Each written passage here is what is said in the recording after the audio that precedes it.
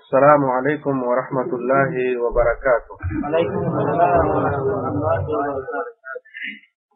الحمد لله والصلاة والسلام على رسول الله أما بعد. قال تعالى: وإن تطع أكثر من في الأرض يضلوك عن سبيل الله إن يتبعون إلا الظن وإن هم إلا يخرصون. উপস্থিত ইসলাম প্রিয় দিনী বন্ধুগণ, আল্লাহ রাব্বুল আলামিনের যাবতীয় প্রশংসা, যিনি আমাদেরকে নিয়মিত জুমার দিনে জুমার নামাজের পর এই স্থানে একত্রিত হওয়ার পর দিনের কিছু আলোচনা করার এবং শোনার তৌফিক দান করছেন। আলহামদুলিল্লাহ। তারপরে প্রিয় নবী মুহাম্মদ মুস্তাফা সাল্লাল্লাহু আলাইহি ওয়াসাল্লামের প্রতি অনেক অনেক দরুদ এবং সালাম বর্ষিত হোক। আল্লাহুম্মা সাল্লি আলাইহি আল্লাহুম্মা বারিক আলাইহি।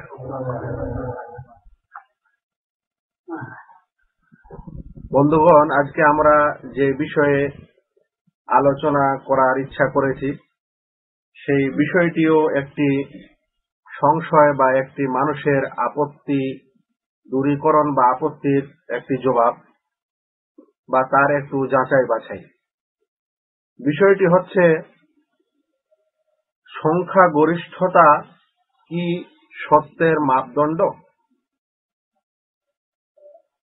আর সোজা কথায় বলা যেতে পারে যে সংখ্যায় বেশি হওয়া কোনো বিষয়ে বা দল বড় হওয়া, এটাই কি হকের পরিচয়?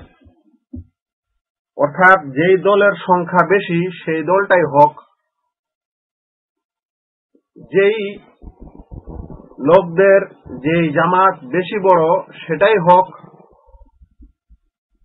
সেটাই সত্য, এরকম কি? না শরীয়ত বা ইসলাম এ ব্যাপারে আরো অন্য কিছু বলে থাকে, বা শরীয়তি দৃষ্টিতে এর সমাধান কি, এই কথাটিরই আলোচনা করার চেষ্টা করা হবে ইনশাআল্লাহ। আজ পৃথিবীতে এই সংখ্যা গরিষ্ঠতা নিয়ে যারা দলিল দিয়ে থাকে হকের, বা যারা নিজেকে সত্য বলে প্রমাণ করে, তার মধ্যে একটি বড় দলের বা বড় ধর্মের নাম হচ্ছে খ্রিস্টান।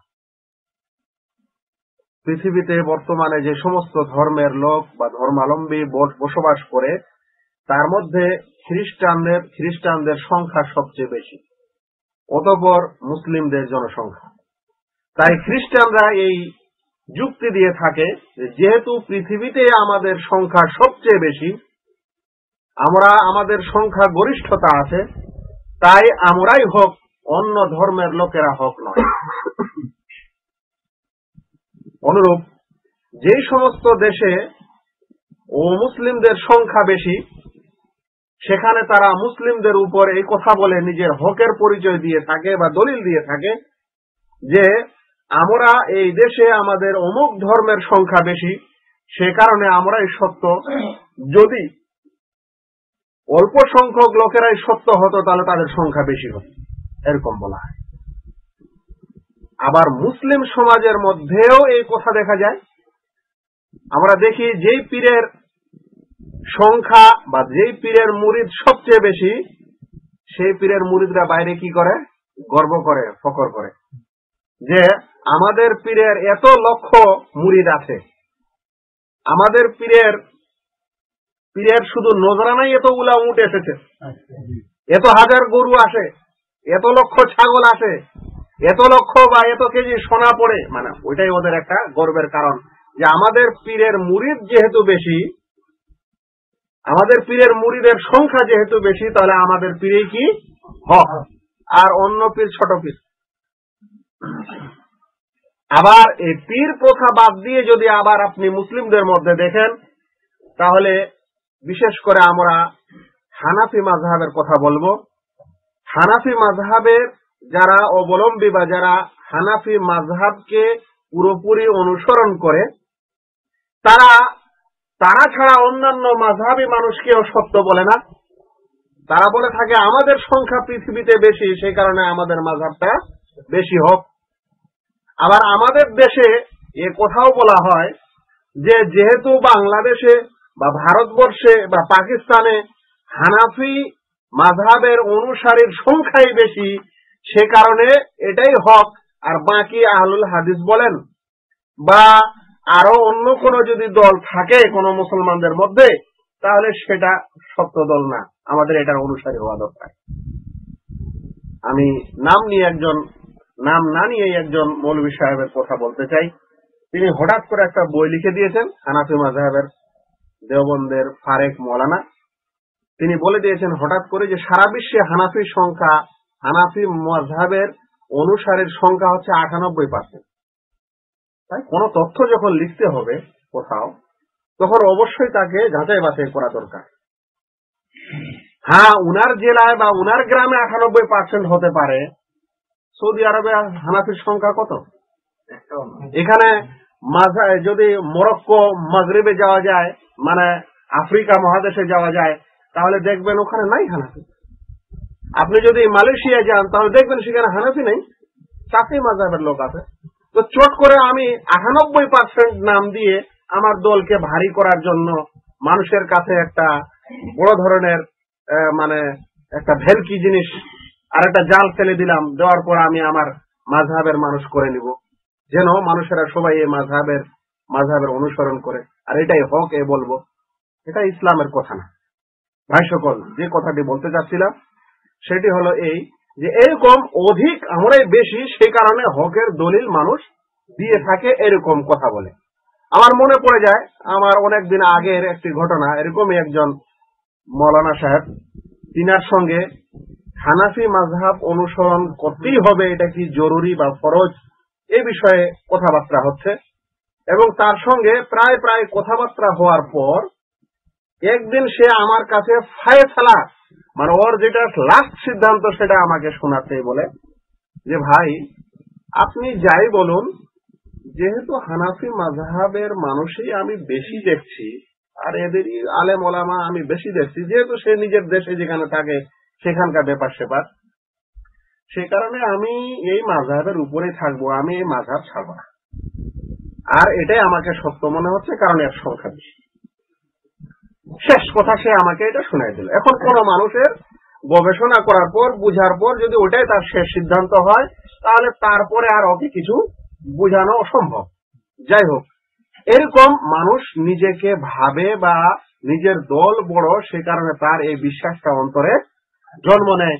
আমরা আজকে শরীয়তের মানদণ্ডে, কিতাব এবং সুন্নতের মানদণ্ডে দেখব যে এই যুক্তিটি বা এই বিশ্বাসটি কতখানি সঠিক বা কতখানি বেঠিক। আমরা প্রথমে এ বিষয়ে কোরআন শরীফ থেকে দলিল শুনব যে আল্লাহ তাআলা সংখ্যা গরিষ্ঠতা না অল্প সংখ্যকদের প্রশংসা করেছেন। এ বিষয়ে কোরআন শরীফের সূরা আনআমের 116 নম্বর আয়াত আপনাদের সামনে পাঠ করা হচ্ছে। আল্লাহ রাব্বুল আলামিন বলেন, ইয়াত্তাবিউনা ইল্লা যান্না ওয়া ইন তুতি' আকসারা মান ফিল আরদি ইউদিল্লুকা আন সাবিলিল্লাহ ইয়াত্তাবিউনা ইল্লা যান ওয়া ইনহুম ইল্লা ইয়াখরুসুন। অনুবাদ, তুমি যদি, মানে প্রিয় নবী মুহাম্মদ মুস্তাফা সাল্লাল্লাহু আলাইহি সাল্লামকে আল্লাহ তাআলা বলছেন যে তুমি যদি পৃথিবীর অধিকাংশ লোকদের অনুসরণ করো, পৃথিবীর অধিকাংশ সংখ্যা গরিষ্ঠতার যদি অনুসরণ করো, ইউদিল্লুকা আন সাবিলিল্লাহ, তাহলে তোমাকে আল্লাহর পথ থেকে এরা ভ্রষ্ট করে দেবে। এরা তো, মানে এরা সকলে, এই সংখ্যা গরিষ্ঠতা পৃথিবীতে যারা আছে, ইয়াত্তাবিউনা ইল্লা যান্না, এরা তো অনুমানের অনুসরণ করে যাচ্ছে। ওয়া ইনহুম ইল্লা ইয়াখরুসুন, এরা তো শুধু ধারণা এবং অনুমানের উপর আছে। তাহলে আল্লাহ তাআলা এখানে সংখ্যা গরিষ্ঠতার প্রশংসা করছেন না। আল্লাহ রাসূল সাল্লাল্লাহু আলাইহি সাল্লামকে বলছেন যে পৃথিবীর অধিকাংশ মানুষের তুমি যদি অনুসরণ করো, তাহলে তারা তোমাকে সৎ রাস্তা থেকে, সঠিক রাস্তা থেকে ভ্রষ্ট করে দিবে। তাহলে অধিকাংশই ভ্রষ্ট, এটা আল্লাহ তাআলা বলছেন। আল্লাহ রাব্বুল আলামিন সূরা ফুরকানের 44 নম্বর আয়াতে বলছেন, আম তাহসাবু আন্না আকসারাহুম ইয়াসমাউনা আও ইয়াকিলুন, তুমি কি মনে করো যে তাদের অধিকাংশই শোনে এবং বুঝে? তুমি কি এরকম মনে করো? ইনহুম ইল্লা কাল আনআম, বরং তারা চতুষ্পদ জন্তুর মতো। বাল হুম আযাল্লু সাবিলা, বরং এর চাইতে অধম। আল্লাহ রাব্বুল আলামিন প্রিয় নবী মুহাম্মদ মুস্তাফা সাল্লাল্লাহু আলাইহি সাল্লামকে একথা বলছেন যে তুমি যাদের সঙ্গে বা যাদের মাঝে দাওয়াত দিচ্ছ বা যাদের সঙ্গে তুমি বসবাস করছো, তুমি কি মনে করো যে এরা সবাই শুনে এবং বুঝে? আসলে তো এরা চতুষ্পদ জন্তুর মতো, মানে এদের অধিকাংশটাই কি? ভ্রষ্ট। এখানেও আল্লাহ তাআলা অধিকাংশের কি করলেন না? কোন প্রশংসা করলেন না। এবার তৃতীয় দলিলে দেখা যাক, যেটি সূরা সাবার 13 নম্বর আয়াত। আল্লাহ রাব্বুল আলামিন বলছেন, ইমালু আলা দাউদা শুকরা, হে দাউদ বংশধর, তোমরা আল্লাহর কৃতজ্ঞতা প্রকাশ করো। তো কৃতজ্ঞতা প্রকাশ করার সাথে সাথে আমল করো, সৎ কাজ করো। ওয়া কালিলুম মিন ইবাদিয়াশ শাকুর, আর আমার বান্দাদের মধ্যে অল্প সংখ্যক লোকেই হচ্ছে কৃতজ্ঞ, অল্প সংখ্যক লোকেই আমার কৃতজ্ঞতা প্রকাশ করে। তাহলে এখানেও আল্লাহ রাব্বুল আলামিন অল্প সংখ্যক বা অল্প সংখ্যার প্রশংসা করলেন, আর অধিক সংখ্যা বা সংখ্যা গরিষ্ঠতাকে তারা কৃতজ্ঞ নয় এ কথা বলে সম্বোধন করলেন। কোরআন শরীফ থেকে আমি মাত্র 3টি আয়াত আপনাদের সামনে নিয়ে এসেছি এই বিষয়ে, যেখানে আল্লাহ রাব্বুল আলামিন অধিক সংখ্যকের নয় বরং অল্প সংখ্যকের কি করেছেন? প্রশংসা করেছেন। তাই যারা মনে করেন যে আমরা অধিক সংখ্যায় আছি বলেই সত্য, এই ভুল যেন মাথায় না থাকে। অনেক সময় বা আল্লাহ তাআলার বাণী অনুযায়ী বিভিন্ন ক্ষেত্রে তিনি অল্প সংখ্যকেই ভালো বলেছেন এবং তাদের প্রশংসা করেছেন। এবার প্রিয় নবী মুহাম্মদ মুস্তাফা সাল্লাল্লাহু আলাইহি ওয়াসাল্লামের হাদিস থেকে আমরা এ বিষয়ে কয়েকটি, বরং মাত্র 3টি হাদিস শোনার চেষ্টা করব ইনশাআল্লাহ। প্রথম হাদিসটি বুখারী মুসলিম থেকে নেওয়া হয়েছে। আল্লাহ রাসূল সাল্লাল্লাহু আলাইহি ওয়াসাল্লামের এই হাদিসকে ইবনে আব্বাস রাদিয়াল্লাহু তাআলা আনহু বর্ণনা করেন। তিনি বলেন, ওরেদাত আলাইয়াল উমামু, আমার উপর কিছু উম্মতকে পেশ করা হয়। পেশ কখন করা হয় ভাই? মানে আল্লাহ রাসূলকে হয় মেরাজে যখন নিয়ে গেছিলেন সেই সময় পেশ করেছিলেন আল্লাহ রাসূল সাল্লাল্লাহু আলাইহি ওয়াসাল্লামের উপরে, কিংবা আল্লাহ রাসূলকে স্বপ্নে সেটা দেখানো হয়। তিনি বলছেন, ওরেদাত আলাইয়াল উমামু, আমার উপর উম্মতদেরকে পেশ করা হয়। ফারাইতুন নাবিয়্যা ওয়া মাহুর রাহাত, আমি নবী দেখলাম যার সাথে একদল লোক ছিল বা কিছু লোক ছিল, এরকম নবী দেখলাম। ইয রুফি আলী সাওয়াদুন আযীমুন, আর বলছেন ওয়ান নাবিয়্যা ওয়া মাহুর রাজুল ওয়া রাজুলান, আর এমন নবী দেখলাম যার সাথে একজন বা দুইজন আছে। মানে এমন নবী দেখলাম তার সাথে কিছু উম্মতি আছে, আর এমন নবী দেখলাম যার সাথে একজন বা দুইজন মাত্র তার উম্মত, মানে হেদায়েত হয়েছে। তারপরে বলছেন ওয়ান নাবিয়্যা ওয়া লাইসা মাহু আহাদ, আর এমনও নবী দেখলাম যার সাথে কেউই নেই, মানে সেই নবী আলাইহিস সালাতু ওয়াস সালামের কোন উম্মত হয়নি, মানে তার দাওয়াতকে কেউই গ্রহণ করেনি। তারপর এমন সময় ইয রুফি আলী সাওয়াদুন আযীমুন, এমন সময় এক বড় আকারের দল আমার উপর পেশ করা হলো। ফাজানানতু আন্নাহুম উম্মতি, আল্লাহ রাসূল বলছেন আমার মনে হলো যে মনে হয় এটাই হচ্ছে আমার উম্মত। ফাকিল আলী হাদা মূসা ওয়া কওমুহু, কিন্তু আমাকে বলা হলো যে এটা তোমার উম্মত নয়, বরং এটা হচ্ছে মূসা এবং তার উম্মত। ফানাযারতু ফাইদা সাওয়াদুন আযীম, অতঃপর আমি আবার দেখছি যে একটা বিরাট দল আবার প্রকাশ পেল। তখন আমাকে বলা হলো হাযিহি উম্মাতুক, এটাই হচ্ছে তোমার উম্মত। ভাই, হাদিসটিকে ইমাম বুখারী এবং ইমাম মুসলিম বর্ণনা করেছেন। এখন বলেন যে সবচেয়ে বেশি উম্মত হচ্ছে আমাদের রাসূল সাল্লাল্লাহু আলাইহি সাল্লামের, আর নবীদেরকে যে পেশ করা হয়েছে আল্লাহ রাসূলের উপর, তার মধ্যে এমনও নবী পাওয়া গেল যাদের সংখ্যা মাত্র একজন দুইজন, মানে যাদের উম্মতের সংখ্যা মাত্র একজন দুইজন, বলেন তো এরা হকের উপর ছিল না? যদি কোনো মানুষ বলে যে না এই নবীর উম্মত কম সেই কারণে এরা হকের উপর ছিল না, তাহলে ওর ইমানই শেষ। আর যদি বলেন যে না নবী হক, মানে এটা আমাদের ইমান, প্রত্যেক নবী হক এবং তার উপর কেউ ইমান আনুক বা না আনুক তিনি হক, তাই তার একজন উম্মত হোক আর দুইজন হোক আর নাই হোক তিনি হক, তাহলে আমরা এখানে বুঝতে পারছি যে যদি সংখ্যা অল্প হয় তাহলেও সে কি হতে পারে? হক হতে পারে। এরকম জরুরি নয় যে বেশি সংখ্যায় আছে সেটাই হক হবে, আর অল্প সংখ্যক থাকলে হক হবে না। যেমন আল্লাহ রাসূল সাল্লাল্লাহু আলাইহি সাল্লামের এই হাদিস থেকে ক্লিয়ার বোঝা যাচ্ছে। আমরা দ্বিতীয় দলিল, যেটিকে ইমাম মুসলিম রাহমাতুল্লাহ আলাইহি 145 নম্বর হাদিস তার গ্রন্থে তিনি নিয়ে এসেছেন। তিনি বলছেন, আবু হুরায়রা রাদিয়াল্লাহু তাআলা আনহু থেকে বর্ণিত, আল্লাহ রাসূল সাল্লাল্লাহু আলাইহি সাল্লাম বলেন, বাদা আল ইসলামু গারিবা ওয়া সায়াউদু গারিবা ফাতুবা লিল গুরাবা। আল্লাহ রাসূল বলছেন ইসলাম অপরিচিত অল্প সংখ্যক লোকের মাধ্যমে শুরু হয়েছে,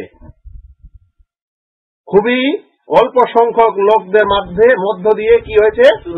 মাধ্যমে ইসলাম শুরু হয়েছে। ওয়াসায়াউদু গারিবা, এবং এরকম অল্প সংখ্যক হয়ে যাবে শেষের দিকে, আবার এরকম ফিরে আসবে অল্প সংখ্যায়। তারপর আল্লাহ রাসূল বলছেন ফাতুবা লিল গুরাবা, এরকম অল্প সংখ্যকদের জন্য সুসংবাদ আছে। যে সমস্ত অল্প সংখ্যক লোক পৃথিবীর শেষ সময় থাকবে, আল্লাহ রাসূল বলছেন তাদের জন্য কি সুসংবাদ। এখন আল্লাহ রাসূলের এই হাদিস কি বুঝায়? যে অল্প সংখ্যক মানুষ সত্য হতে পারে এবং অল্প সংখ্যক লোকদের ব্যাপারে আল্লাহ রাসূল সাল্লাল্লাহু আলাইহি সাল্লাম প্রশংসনীয় করে কথা বলেন এবং তাদের সুসংবাদ দান করেন। জরুরি নয় যে আমরা অধিক সংখ্যায় আছি বলে আমরাই সব, আর যারা অল্প সংখ্যক আছে দুনিয়াতে লোক, হকের উপর থাকার পরে যেন তার অন্তরে এরকম কোন সংকোচ সৃষ্টি না হয় যে কে জানি আমি তো এই গ্রামে একজনই মানুষ কিতাব ও সুন্নতের অনুসরণ করি বা করতে চাচ্ছি, বা আমাদের জেলায় এই 5-10টা গ্রাম অধিকাংশই এরকম, তাহলে আমরা হয়তো হকের উপর নেই, এরকম যেন মনে না করা হয়। তৃতীয় হাদিসটি আমি আপনাদের সামনে আবু দাউদ হাদিস থেকে নিয়ে এসেছি, যেটি 4597 নম্বর হাদিস, এবং ইবনে মাজার 3993 নম্বর হাদিস। হাদিসটি প্রসিদ্ধ, আপনারা অনেকে শুনেছেন। আল্লাহ রাসূল সাল্লাল্লাহু আলাইহি সাল্লাম বলেন, ইফতারাকাতিল ইয়াহুদু ইলা 71 ফিরকা, ইহুদি সম্প্রদায় 71 দলে বিভক্ত হয়েছে। ওয়াফতারাকাতিন নাসারা ইলা 72 ফিরকা, এবং খ্রিস্টান সম্প্রদায় 72 দলে বিভক্ত হয়েছে। ওয়াসাতাফতারিকু হাদিহিল উম্মাহ, এবং এই উম্মত অর্থাৎ আল্লাহ রাসূল সাল্লাল্লাহু আলাইহি সাল্লামের উম্মত এটা বন্টন হবে, বিভক্ত হবে ইলা 73 ফিরকা, 73 দলে। কুল্লুহা ফিন নার ইল্লা ওয়াহিদা, সবাই জাহান্নামে যাবে একটি ব্যতীত। তাহলে আমাদের স্বয়ং নবী সাল্লাল্লাহু আলাইহি সাল্লামের যেটি উম্মত, সেই উম্মতের মধ্যে 73 দল, আর 73 দলের মধ্যে 72 দলই কোথায়? জাহান্নামে, একটি দল জান্নাতে। তাহলে এই সংখ্যা লঘু না সংখ্যা গুরু? বেশি সংখ্যক লোকেরা কি জান্নাতে যাচ্ছে না অল্প সংখ্যক? যারা মনে করে যে আমরা বেশি সংখ্যায় আছি সেই কারণে আমরা সত্য, আর আমরাই জান্নাত পাবো এবং আমরাই হক, তাদের কি এই হাদিসটি চিন্তা ভাবনা করা দরকার যে স্বয়ং নবীর উম্মত। আমরা প্রথমে যে আলোচনা করছিলাম, মানুষ বলতে পারে যে খ্রিস্টানরা তো মুসলিম, এরা তো কোনো ধরার কাছেই নেই, কিন্তু স্বয়ং আল্লাহ রাসূলের উম্মতের সম্পর্কে এই কথা বলছেন আল্লাহ রাসূল যে 73 ফিরকায় বন্টন হবে, 73-এর মধ্যে 72টি জাহান্নামে যাবে আর একটি জান্নাতে যাবে। তাহলে এখানে ক্লিয়ার যে যেই দল যেই সংখ্যা কম সেটি হক ছিল, তাহলে তো তারা জান্নাত পাবে। সেই জন্য অল্প সংখ্যক হওয়া কোনো নিন্দনীয় বিষয় নয়, দোষের বিষয় নয়, যদি সেই অল্প সংখ্যক হকের উপর থাকে। আবার অল্প সংখ্যক হওয়ার পর যদি সে চিৎকার করে যে হ্যাঁ আমি হক, আর ও হক মানে না, তাহলে তার কোনো দাম নেই। যেমন উদাহরণস্বরূপ বলি, আকীদার দিক দিয়ে মুসলিম সম্প্রদায়ের মধ্যেই একটি দল হচ্ছে শিয়া এবং রাফেদা। তারা অল্প সংখ্যক আহলে সুন্নতের হিসাবে। এখন আহলে সুন্নতের অনুযায়ী যদি তারা অল্প সংখ্যক হয়, আর তারা যদি তখন বলে যে না আমরাই হক যেহেতু আমরা অল্প সংখ্যক আছি, তাহলে এটা মানা যাবে না। কারণ ওরা অল্প সংখ্যক থাকার পর সত্যের অনুসারী নয়। যদি সত্যের অনুসারী হয় তাহলে তখন সে অল্প সংখ্যকের দাম আছে। বন্ধুগণ, এই যে বলা হলো যে একটি জান্নাতে যাবে, সেই জান্নাতে ফিরকা কে, তাদের পরিচয় কি, এটাও একটা আলোচনার উপেক্ষা রাখে, আলোচনা করার প্রয়োজন আছে। তবে একটি হাদিসে ক্লিয়ার এসেছে, সেটি হচ্ছে জামাত। সেই এক যে দলটি জান্নাতে যাবে 73-এর মধ্যে, সেই দলটি হচ্ছে জামাত। ওয়াহে আল জামাত এই কথা এসেছে। ইবনে মাসউদ রাদিয়াল্লাহু তাআলা আনহু এই জামাতের ব্যাখ্যায় বলছেন, আল জামাআতু মা ওয়াফাকাল হক ওয়া ইন কুনতা ওয়াহদাক। জামাত হচ্ছে যেটি হকের মাফিক হবে, হক অনুযায়ী হবে, সেটি জামাত যদি তুমি একাই থাকো। এটা কে বলছেন?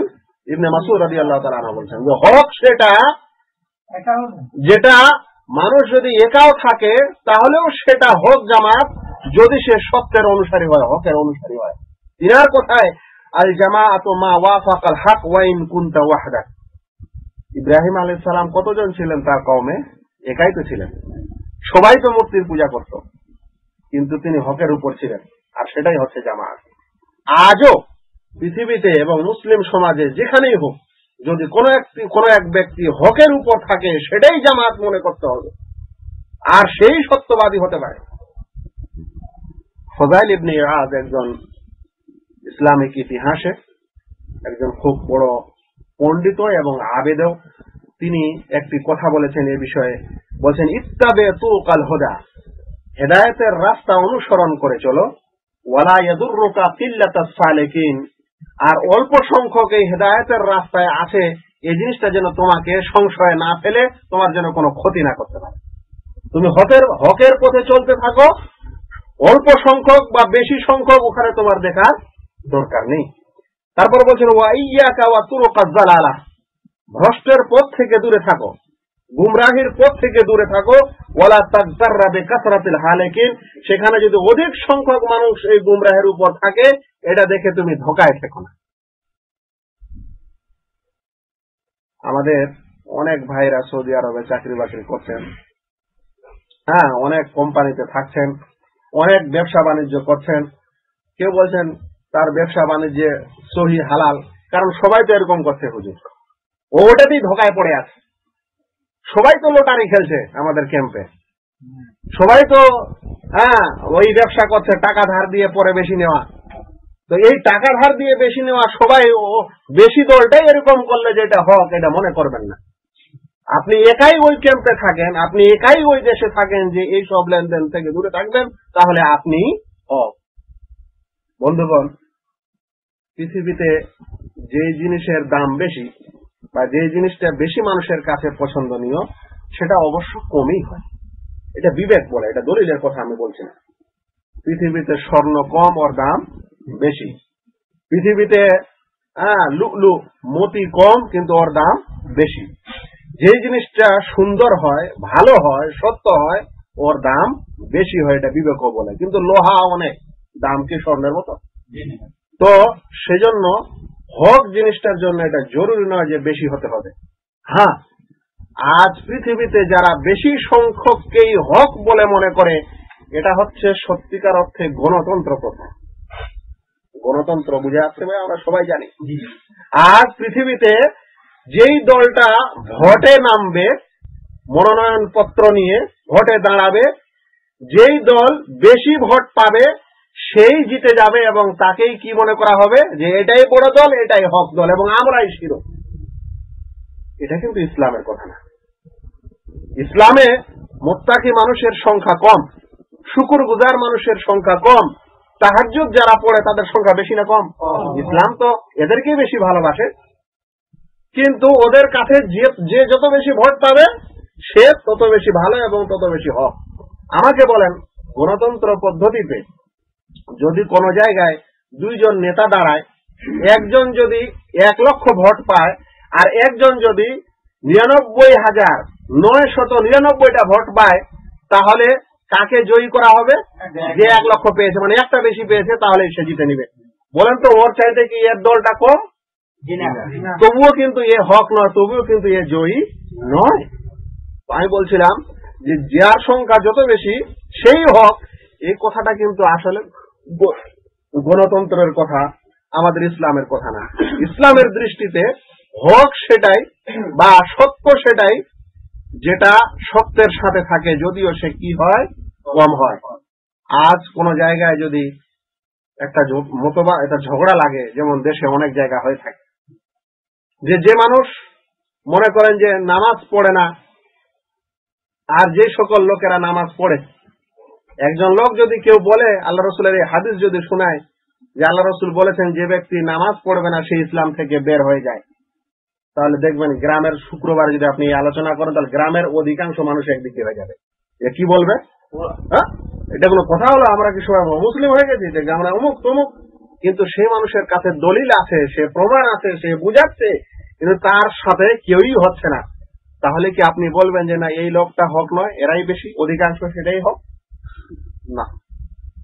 মোট কথা হলো ভাই, এই আজকের আলোচনার সারাংশ হলো এই যে হক বা সত্য হওয়ার জন্য জরুরি নয় যে আপনার সংখ্যা বেশি হবে।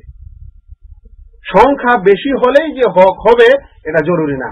হ্যাঁ, হতে পারে, অনেক সময় বেশি সংখ্যাও হকের উপর হতে পারে, কিন্তু এটা জরুরি না, এটা নিয়ম না যে হক মানে বেশি সংখ্যা হলেই আপনি কি আছেন, হকের উপরে আছেন। আমাদের মনে রাখতে হবে যে হকের সংখ্যা আসলেই কম, তাই হকের সংখ্যা কম হয়। আর আপনি যদি সত্যি আকারে সত্যিকার অর্থে হকের উপর থাকতে চান, কিতাব ও সুন্নতের উপরে ইসলামের দৃষ্টিতে বেঁচে থাকতে চান, তাহলে আপনার সংখ্যা অবশ্যই হয়তো কমই হবে। আর আমাদের এই কারণে মনে রাখতে হবে হযরত আব্দুল্লাহ ইবনে মাসউদ রাদিয়াল্লাহু তাআলা আনহুর সেই কথা, আল জামাআতু মা ওয়াফাকাল হক, জামাত হচ্ছে সেটাই যেটা হকের মাফিক হবে, হক অনুযায়ী চলবে। যদিও তুমি একাই হও তবুও তুমি হকের উপর থাকবে। যদি তুমি এই হকের উপর থাকতে চাও তাহলে তোমাকে এটা দেখার দরকার নেই যে কার সংখ্যা বেশি আছে আর কার সংখ্যা কম আছে। যেদিকে সংখ্যা বেশি সেদিকে আমি থাকবো আর সেটাই হক, এটা আপনার জন্য দেখার দরকার নেই। আপনার জন্য দেখার দরকার আছে, আমাদেরকে চিন্তা ভাবনা করার দরকার আছে যে আমি যে আকীদা বা বিশ্বাস আমি করি, যেই আমল আমি করছি, সেটা কোরআন এবং সুন্নত অনুযায়ী আছে কিনা, আমার দলিল প্রমাণ অনুযায়ী আছে কিনা। যদি দলিল প্রমাণ অনুযায়ী আছে তাহলে আপনি মনে করেন আমি হকের উপর আছি, যদিও আপনার সংখ্যা কম থাক। আর আপনাকে এই ভুলে থাকাও ঠিক হবে না, বা আপনার অন্তরে যেন কোনো ধরনের সন্দেহ না উদ্রেক হয় যে আমি যেখানে বসবাস করি, যেখানে থাকি বা যে দেশে থাকি, সেই দেশে আমাদের 98% কি 90% অমুক মাযহাবের মানুষ, সেই কারণে আমি ওই মাযহাবে না গেলে হয়তো হকের উপর থাকলাম না, এরকম যেন সন্দেহ না থাকে। আল্লাহ রাব্বুল আলামিনের কাছে দোয়া করি, আল্লাহ যেন আমাদের প্রত্যেক ভাইকে হক পথ চেনার তৌফিক দান করেন, এবং আল্লাহ তাআলা যেন আমাদেরকে হকের উপর প্রতিষ্ঠিত রাখেন, সত্যের উপর প্রতিষ্ঠিত রাখেন। আমাদের সংখ্যা যদি কম হয়, আল্লাহ যেন আমাদের উপর রহম করেন এবং আমাদেরকে সেই হকের উপর থেকেই জীবন যাপন করার তৌফিক দান করেন। ওয়া মা আলাইনা ইল্লাল বালাগ। আসসালামু আলাইকুম ওয়া রাহমাতুল্লাহি ওয়া বারাকাতুহু। কারো প্রশ্ন থাকলে করতে পারেন।